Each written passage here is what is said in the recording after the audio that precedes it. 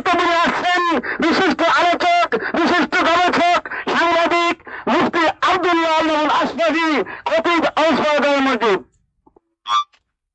আল্লাহু তাকবীর, আল্লাহু তাকবীর। বিশ্ব মুসলিম ঐক্য করো, ফিলিস্তিন স্বাধীন করো। আল্লাহু তাকবীর। নাহমাদুহু ওয়া নুসাল্লি আলা রাসূলিহিল কারীম, আম্মা বা'দ।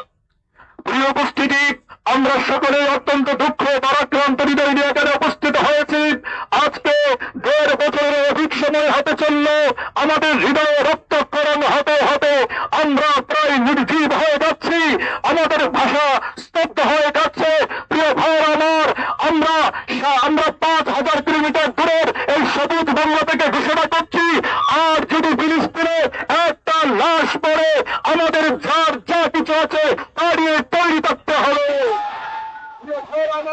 আমার আগের আলোচক বলে গিয়েছেন, আমাদের সর্বপ্রথম তৈরি হচ্ছে ইমানের বলে বলিয়ান হয়ে ইসরায়েল এবং তার দোষকদের যাবতীয় পণ্য বয়কট করতে হবে।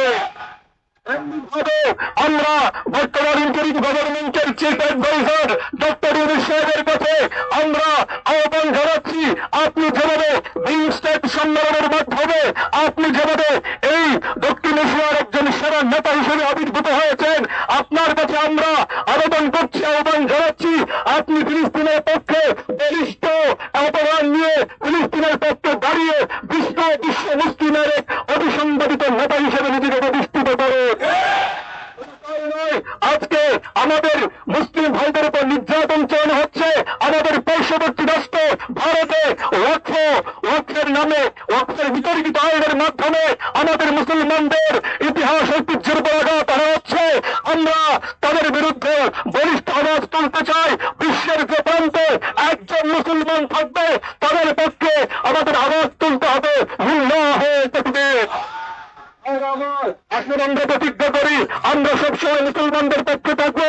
এমনিভাবে সবুজ বাংলা থেকে আমরা 23টি আরব রাষ্ট্রের ঘুমন্ত রাষ্ট্রপ্রধানদেরকে বলতে চাই, তোমরা যারা এখনো ঘুমে আছো, তোমরা যারা এখনো বোকার স্বর্গে বসবাস করছো, তোমাদের উপর নির্যাতন হচ্ছে না, এটা তোমাদের এটা বোকার স্বর্গে বসবাস করা।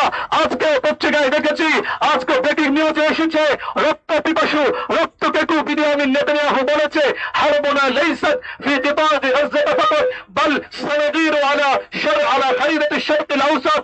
সে পরিষ্কার বলেছে, এই যুদ্ধ শুধুমাত্র গাজ্জার কিছু ভূমি দখল করার জন্য নয়, আমরা মধ্যপ্রাচ্যের সমস্ত কিছু আমরা দখল করতে চাই। অতএব তোমরা যারা এখনো ঘুমিয়ে আছো, তোমাদের কাছে পরিষ্কার বার্তা, তোমাদের এই সুপনিদ্রা ছেড়ে তোমাদের অস্ত্র নিয়ে আমাদের মুসলিম মুসলমান ফিলিস্তিনি ভাই বোনদের উদ্ধারের জন্য ঝাঁপিয়ে পড়ো। সারা পৃথিবীর মুসলমানরা তোমাদের সঙ্গে আছে। কাটিয়ে এবার ময়দানে তোমরা অবতীর্ণ হও, তোমরা লড়াই করো, তোমাদের পক্ষে আল্লাহর পক্ষ থেকে সাহায্য আসবে। বদরের অস্ত্র যদি আবার গর্জে ওঠে, ইনশাআল্লাহ মুসলমানরা বিজয়ী হবে, ফিলিস্তিনের মুসলমানরা অবশ্যই তারা বিজয়ী হবে, বিশ্ব মুসলিম বিজয়ী হবে ইনশাআল্লাহ। আজ নয় কাল আল্লাহর পক্ষ থেকে সাহায্য আসবে। আমাদের কেবল ইমানের পথেই বলিয়ান হতে হবে। আল্লাহ সুবহানাহু ওয়া তাআলার ঘোষণা আমরা মনে রাখি, ওয়ালা তাহিনু ওয়ালা তাহজানু ওয়া আনতুমুল আ'লাউনা ইন কুনতুম মুমিনিন। ইমানের পথে বলিয়ান হয়, আল্লাহর পক্ষ থেকে বিজয় আসবে, সাহস হারানো যাবে না। নাসরুম মিনাল্লাহি ওয়া ফাতহুন করিব। লিল্লাহি তাকবীর।